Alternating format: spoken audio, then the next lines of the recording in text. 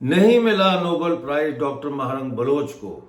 اور اچھا ہوا کہ نہیں ملا۔ اب آپ کہیں گے جی کمال ہے، ہم لوگ تو بڑے خوش تھے کہ ان کو نوبل پیس پرائز ملے گا۔ دیکھیں، جس دن یہ خبر آئی تھی کہ ڈاکٹر مہرنگ بلوچ کا نام نوبل پیس پرائز کے لیے نامینیٹ ہوا ہے، اسی دن یا اس سے اگلے دن، مطلب 24 گھنٹے کے اندر اندر میں نے ویڈیو بنائی تھی اور میں نے اس نوبل پیس پرائز کی حقیقت آپ کے سامنے رکھی تھی اور بتایا تھا کہ یہ نوبل پیس پرائز ان لوگوں کو ملتا ہے جو بنیادی طور پر عالمی سامراج کی سہولت کاری کر رہے ہوتے ہیں، اور یہ ان لوگوں کو نوبل پیس پرائز ملتا ہے جو انقلاب کا راستہ ترک کر کے اصلاحات کے نام پر اپنے عوام کو بھیڑ بکریوں کی طرح اسی ریاست کے فریم ورک میں کے اندر رکھتے ہوئے جدوجہد کرنے کا جو ہے راستہ اختیار کرتے ہیں۔ نوبل پیس پرائز آج تک کسی ایسے شخص کو نہیں ملا جس نے کسی ریاست کے سٹیٹس کو چیلنج کیا ہو۔ آپ ملا تو آپ مجھے اس کا نام ڈھونڈ کے بتا دیں، گوگل میں سرچ کر کے بتا دیں، آج تک نہیں ملا۔ نوبل پیس پرائز جو ہے، اس کے مقابلے پہ سوویت یونین نے لینن پیس پرائز شروع کیا تھا،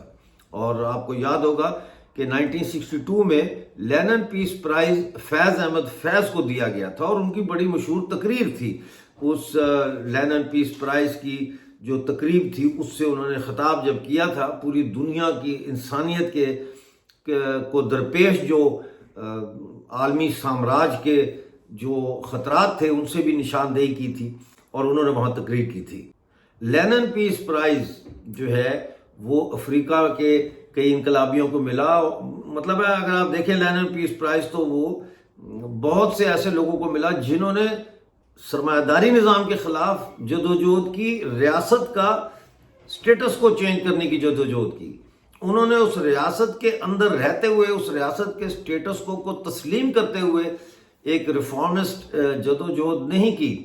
تو میں یہ سمجھتا ہوں کہ ڈاکٹر مہرنگ بلوچ، جن کی ہم بڑی عزت کرتے ہیں، بڑی تعظیم کرتے ہیں،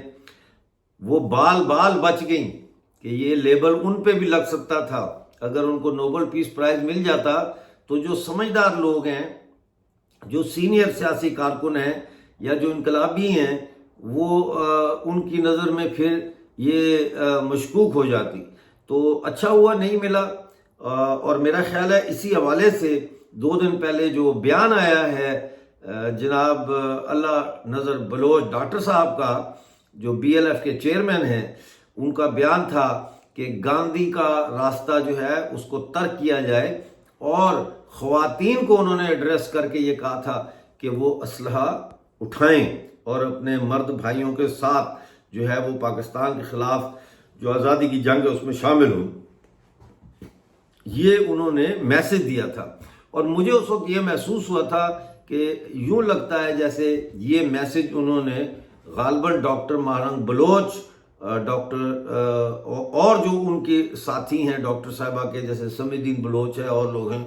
ان کو یہ میسج دیا ہے، بی وائی سی کی خواتین کو یہ میسج دیا، مجھے ایسا لگ رہا تھا۔ اور پھر کل نوبل پیس پرائز کا اعلان جب ہوا ہے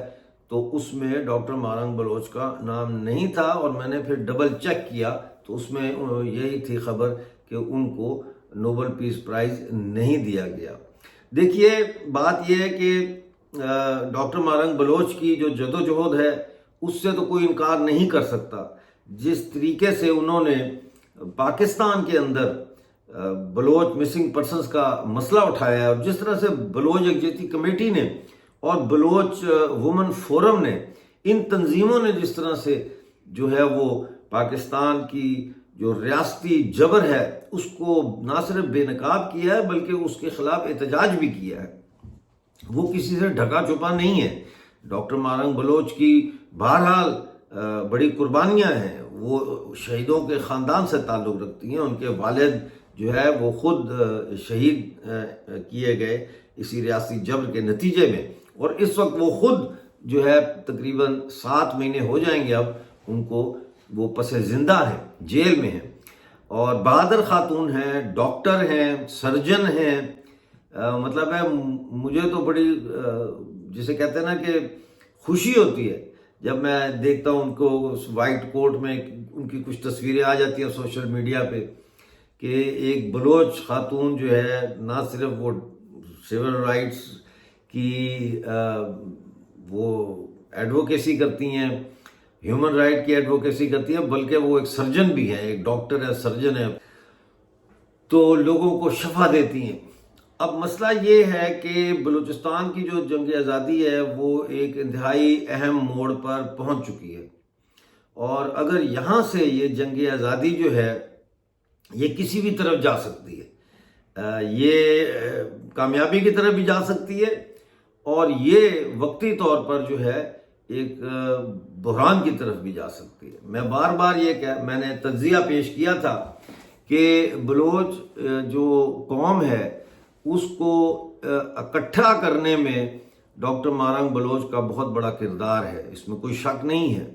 بات جو ہم کر رہے ہیں وہ یہ نہیں ہے کہ ہمیں ڈاکٹر مہرنگ بلوچ کے اوپر شک ہے یا ان کی نیت پہ شک ہے،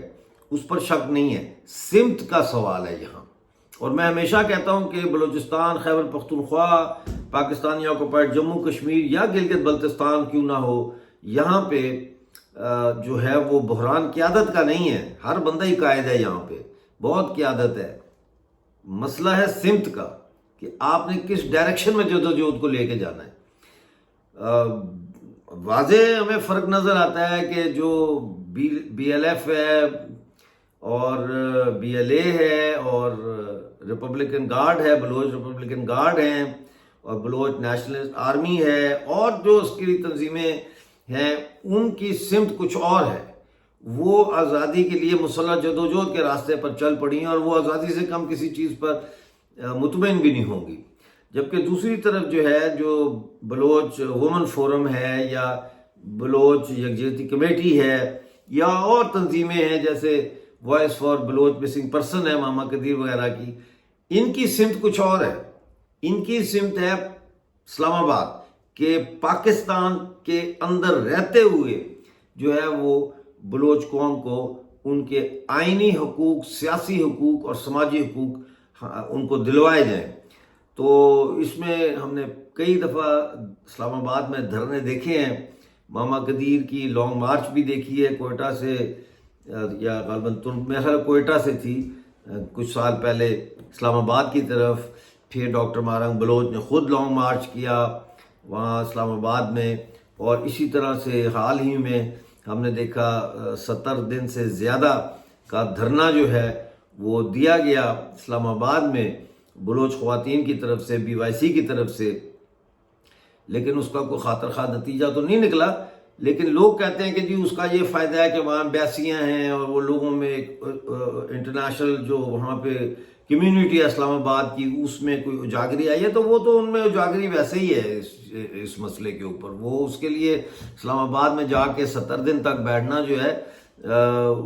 وہ ضروری نہیں ہے۔ پوری دنیا کو پتہ ہے کہ بلوچستان میں اس وقت کیا ہو رہا ہے۔ بہرحال ایک سیکشن آف سوسائٹی جو ہے بلوچ، وہ بضد ہے اس چیز پہ کہ ہم نے جو ہے وہ پرامن جدوجہد کرنی ہے، اور ہم نے پاکستان کی عدالتوں سے رجوع کرنا ہے، ہم نے پاکستان کی ریاست کو، پاکستان کی پارلیمنٹ کو ہم نے ایڈریس کرنا ہے، اور ان سے ہم نے انصاف مانگنا ہے، ان سے ہم نے مطالبات ان کے سامنے رکھنے ہیں۔ اور دوسری طرف بلوچستان میں ایسی فورسز ہیں جو پاکستان کے ساتھ مذاکرات کرنے کے لیے تیار ہی نہیں ہیں۔ اب یہ جو ڈویژن ہے بلوچستان کی، سمت کی ڈویژن ہے، یہی سمت کی ڈویژن جو ہے یہ بلوچستان کی تحریک آزادی کے لیے انتہائی خطرناک ثابت ہو سکتی ہے۔ اب دیکھنا یہ ہے کہ نوبل پیس پرائز تو ہٹ گیا راستے سے، اس کا تو اب وہ مسئلہ نہیں ہے۔ جو لوگ کہتے تھے کہ شاید ڈاکٹر مہرنگ بلوچ جو ہے وہ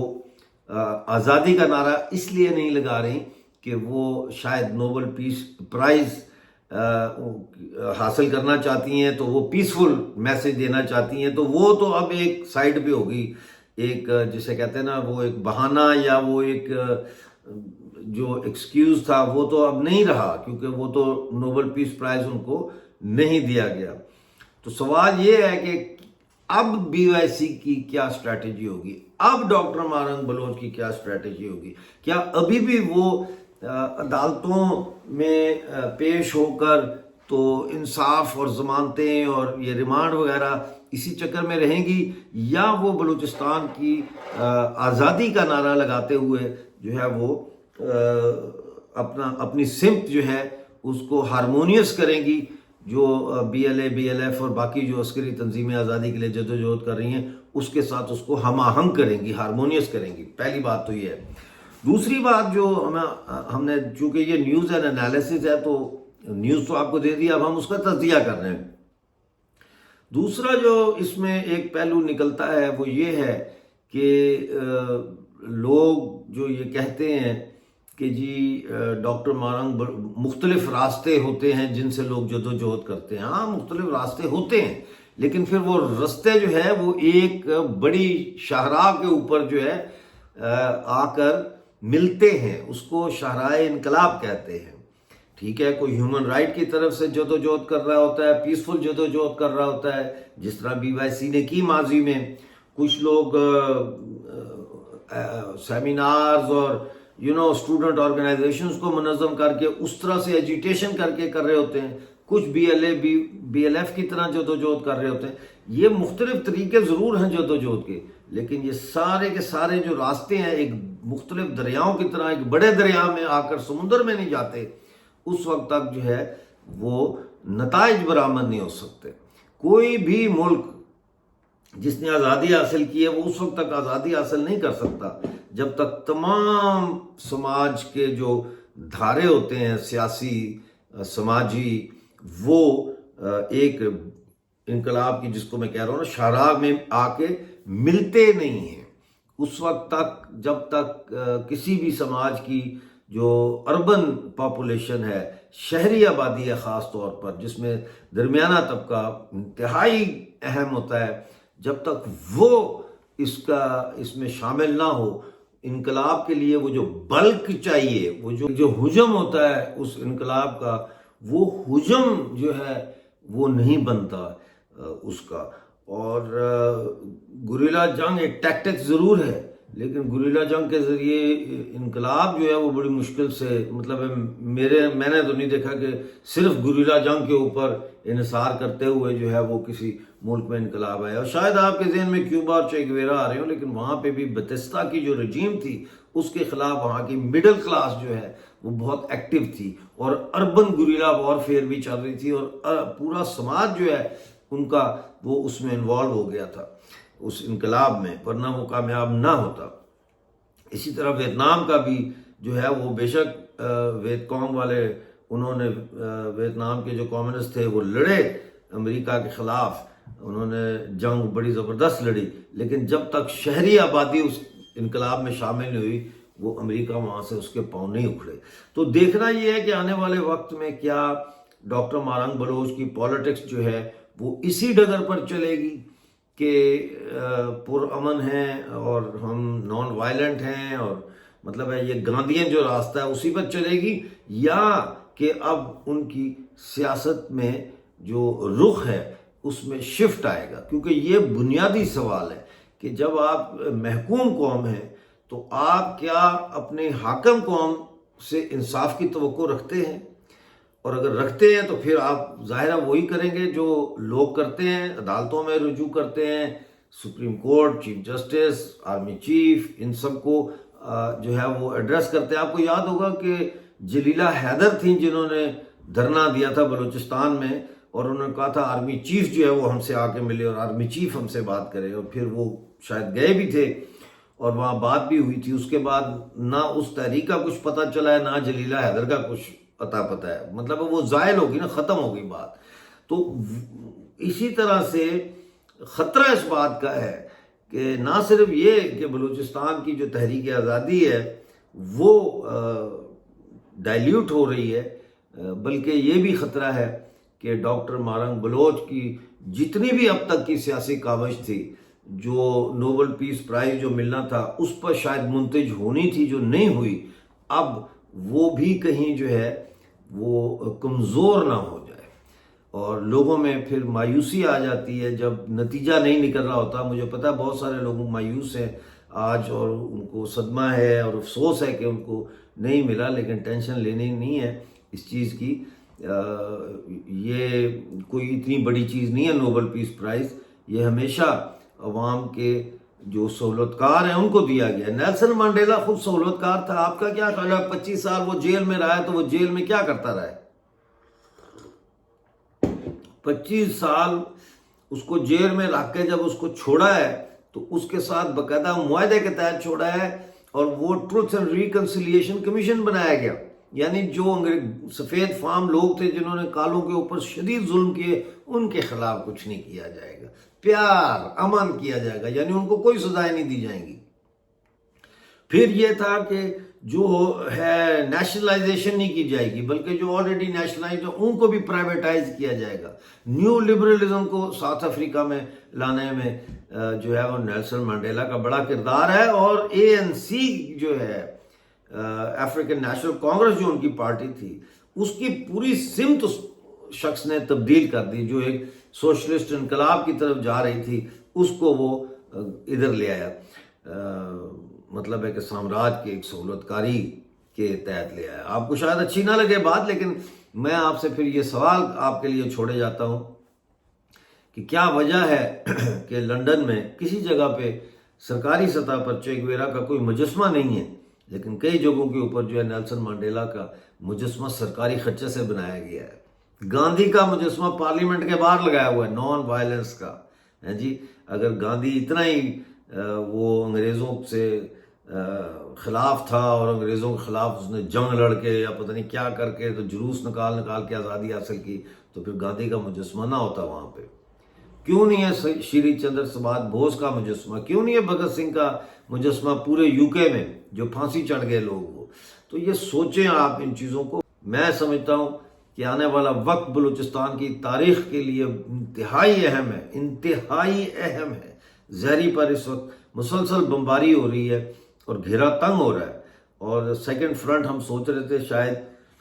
BLF نے کھولا ہے وہ جو کیمپ پہ حملہ کیا تھا بالتگر میں, لیکن وہ بھی جو کیمپ تھا وہاں سے وہ اسلحہ لے کر تو میرے خیال ہے نکل گئے. سیکنڈ فرنٹ نہیں کھل رہا. تو اگر سیکنڈ مسلح فرنٹ نہیں کھل رہا اور ادھر شہروں کے اندر بھی